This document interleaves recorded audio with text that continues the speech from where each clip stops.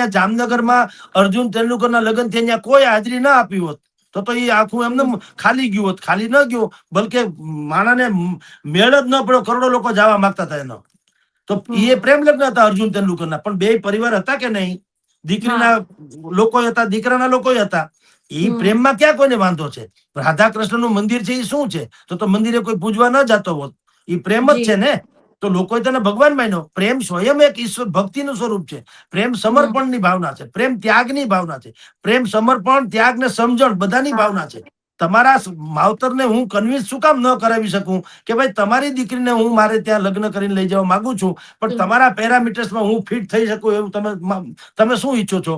મારી ઉંમર, મારી આવડત, મારી કમાણી, મારી સમજણ, મારી મર્યાદા, મારી ઇજ્જત બધું તમે જુઓ. એમાં કઈ ખામી હોય તો કયો. એવું કાન જ કરાવતા. તમે તો બિલકુલ હરાયા ઢોરની જેમ ભાગી જાવ ને 2 મહિને સર્ટી મોકલાવી દો તમારી દીકરીને મારા લગ્ન થઈ ગયા એટલે વોટ નોનસેન્સ. એવું ચાલતું છે કઈ? અને ચાલે પછી ઓકે પ્રેમ કરવાનો ઠીક છે, પછી જવાબદારીને હું અદાલતે કોઈ દી કીધું, બંધારણે એમ કીધું કે ભાઈ તમે પ્રેમ લગ્ન 18 વર્ષની દીકરી કરે પછી કઈ વાંધો નહીં, પછી અમે હાથે મેઠમનો ખીસલો અમે દઈ આવશું, પછી એને મંડપમાં મેળપમાં અમે જઈ આવશું, એના ખોળો ભરવામાં અમે હાજર રહેશું, એને કઈ દુઃખ છે સુખ થાય છે અમે દર 15 દિવસે મહિના દિવસે આટો મારી આવશે મામલતદાર. એવું કઈ લખ્યું છે? કઈ નહીં લખ્યું જ ક્યાંય. પછી તમારું જાણો, તમારા ભાઈ જાણે, સત્યાનાશનો પાયો. તો જે યુવકે તમને ફોસલાવા પટાવ્યો એનું હું પછી અદાલત શું કે છે ખબર છે? બંધારણ કે તમે ફરિયાદ કરો. એટલે આ ફરિયાદ કરો એટલે ડખો થાય. કોઈ દી દુનિયાની કોઈ અદાલતમાં સાંભળ્યું બે પતિ પત્ની ભેગા કરે એવું સાંભળ્યું?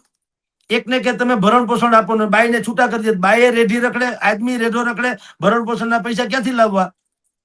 અને સત્યાનાશનો પાયો બે બીજા અલગ અલગ પાત્રોથી કા ચારિત્ર ભ્રષ્ટ સ્ત્રી બને કા પુરુષ બને, બેમાંથી એક બને.